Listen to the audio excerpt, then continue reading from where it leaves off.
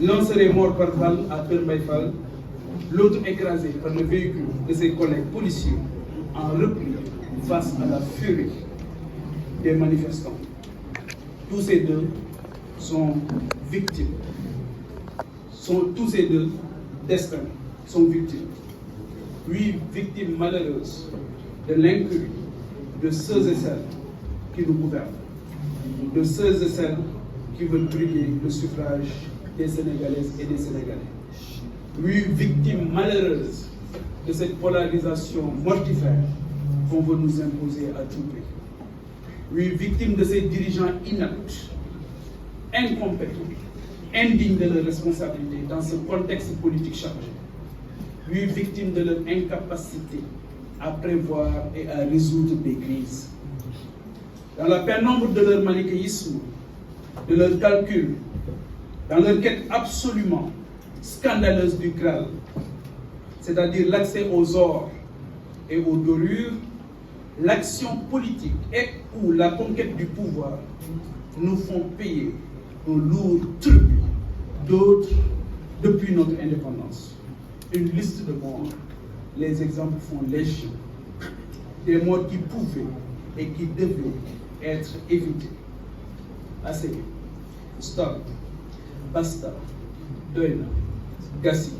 Mënatuñu continuer di fàttali ñu Arrêtons-nous un instant. Trop c'est trop.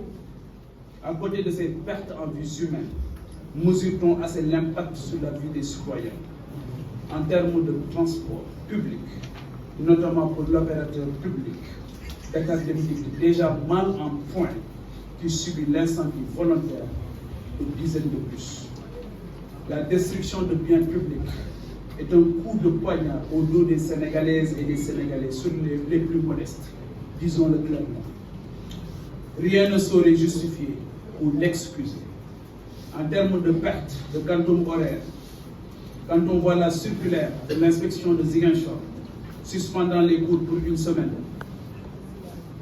on est où?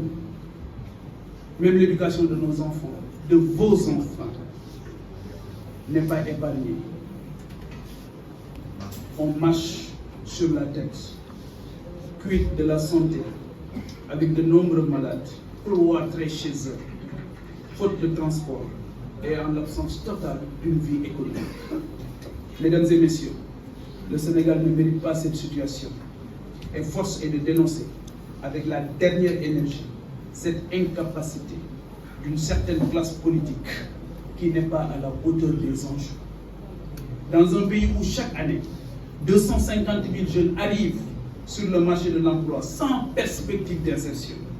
Dans un pays où vont sortir cette fin d'année 2023 2,5 millions de tonnes de gaz naturel liquéfié, 100 000 barils de pétrole. Croyez-vous que les chamailleries puériles, l'instrumentalisation de la justice à des fins politiques, a cassé de l'opposant entre un président forclos définitivement pour 2024?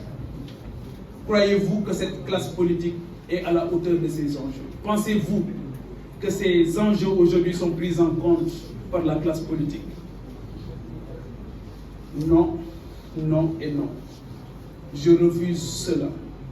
Nous les serviteurs, refusons cela pour notre pays, notre patrie, notre terroir de cœur et de sang. Comprenons-nous bien et soyons précis pour l'histoire. Autant il est inacceptable cette instrumentalisation de la justice pour traquer, fermer, frapper et enfermer des opposants. Autant ce jusqu'au-boutisme mortifère est inadmissible. Autant nous fustigeons cette utilisation des forces de défense et de sécurité pour casser, pour brimer, pour enfermer et torturer du militant politique, de quelque bord que ce soit.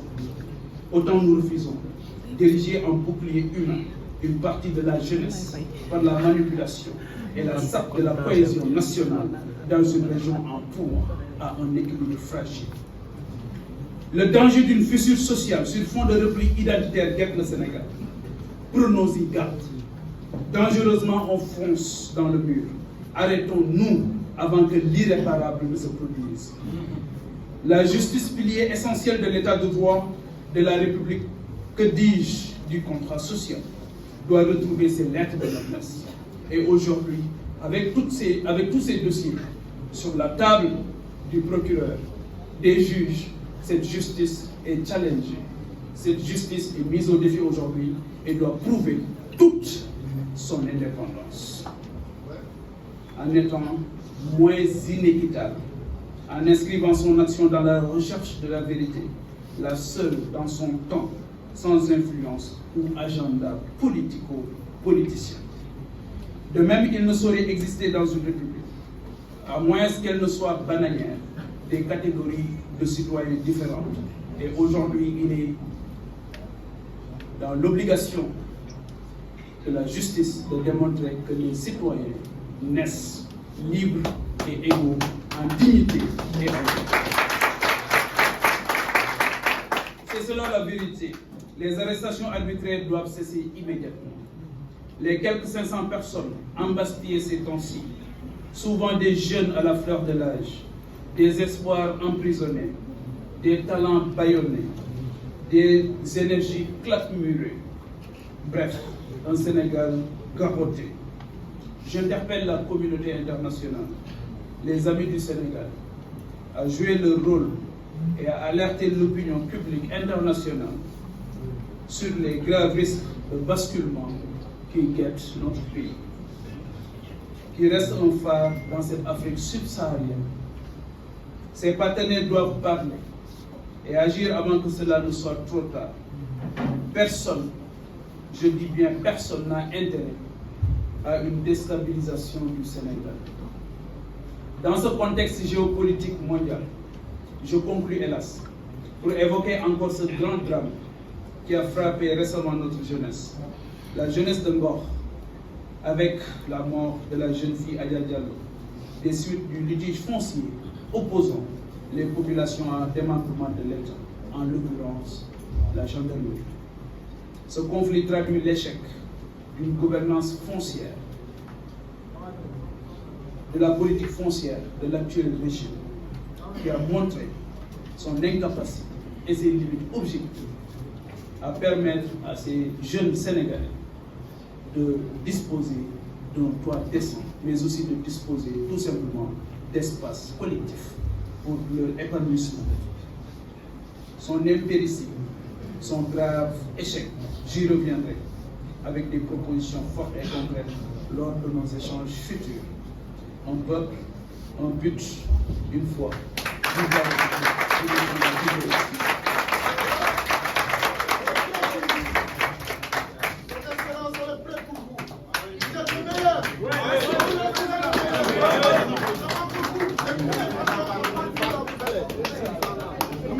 Tous les énergies derrière vous.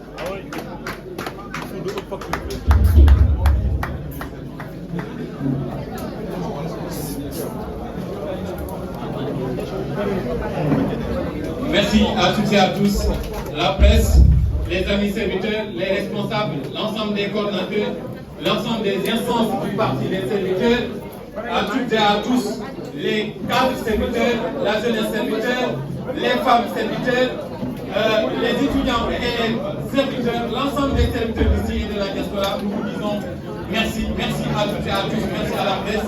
Ensemble, nous serons 17 millions de serviteurs, ensemble faire la victoire le 25 février 2024. Merci.